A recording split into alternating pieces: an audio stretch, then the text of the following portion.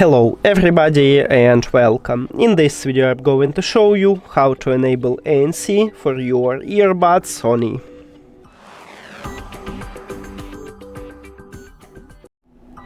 And basically you have a few options how to enable it. The first one, you can use an application, but also you can use gestures.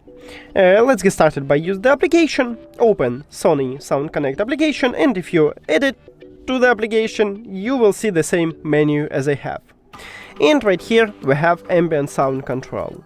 To enable it in the application, you need to just tap at the noise cancelling. And we did it. But if you wanna use a gesture, this is the second option.